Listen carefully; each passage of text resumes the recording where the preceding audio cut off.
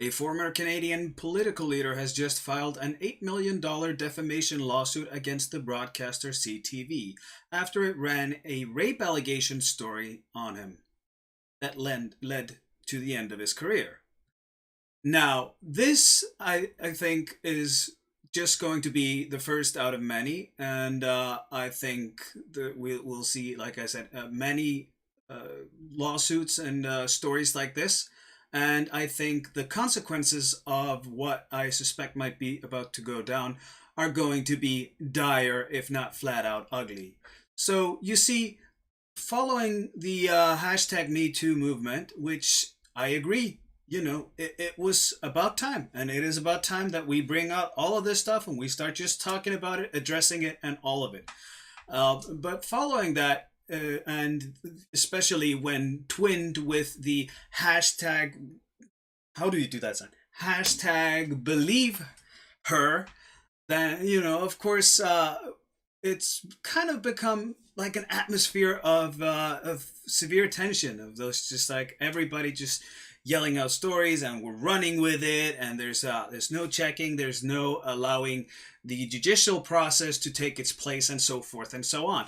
And yeah, this does put us at risk for various vicious witch hunts, which might be motivated by something other than just getting the truth and the fact out there, and getting retributions, but it might also be motivated by false motives, or corrupt motives.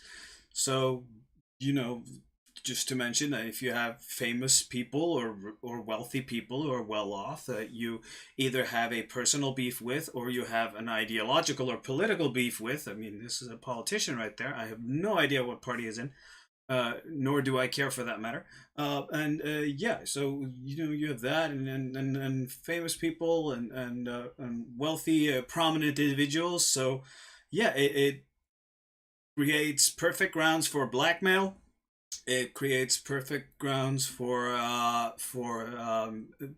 any hits that anyone might desire upon anyone's character. So it both poses it puts that at risk, and it also just puts the entire this whole concept of actually speaking out about genuine issues at risk, because quite frankly most of us agree that yeah, uh, being sexually violated, like down to a T, somebody actually performing sexual acts upon you against your will, that is a serious issue.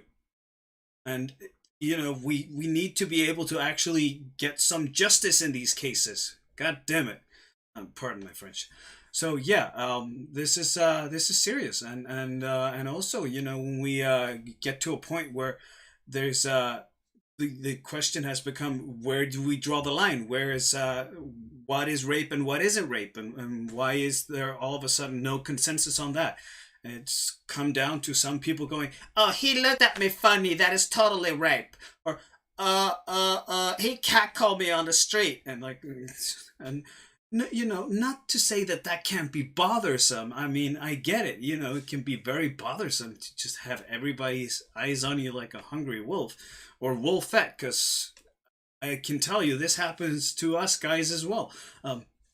Then yeah, it's a lot there, but but yeah, this I think is going to look very ugly as time goes on, and there's just something that really just struck me, that this when I read this, that this is not going to be the last bit we hear of it, and this is not going to be good. This trend of just j'accuse, just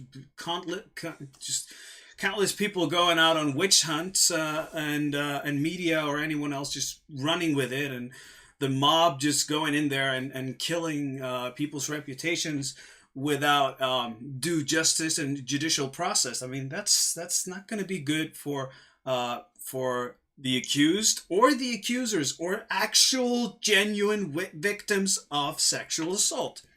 They're the ones who have the most to lose here. And of course, this is going to be costly.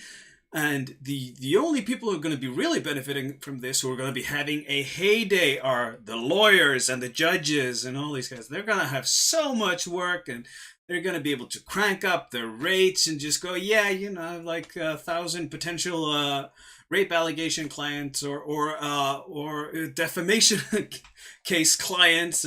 So yeah, I gotta just up my rate to double because I'm a hotshot lawyer. I win my deal, you know.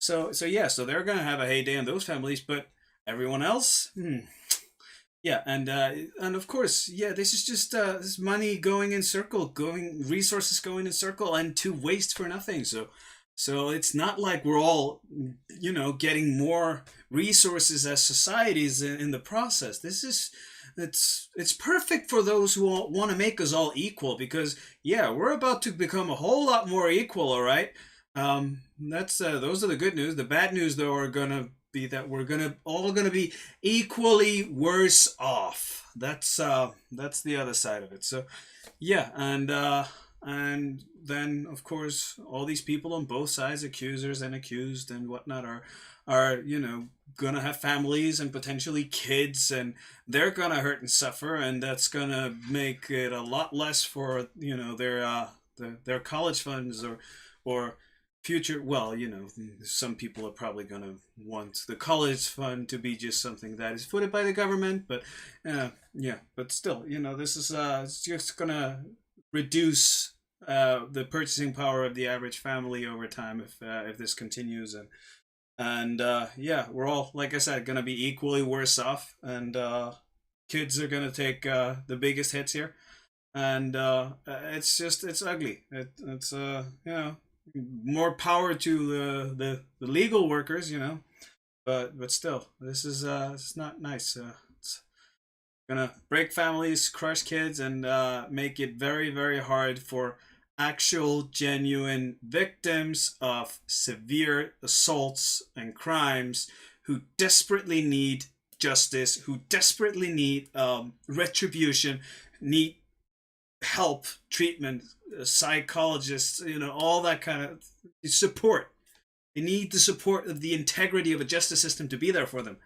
They're gonna hurt, and yeah, that was immediately what I was feeling about the hashtag Me Too movement uh, at large when it started really, really taking off and going just off the hinges. I was just like, you know, this is gonna end up like the Salem witch hunts. And you guys, if you haven't watched the movie The Crucible or the play or read the play, go do that. And it was a reference to the Salem witch hunt, and in you know written in the time of the McCarthy era.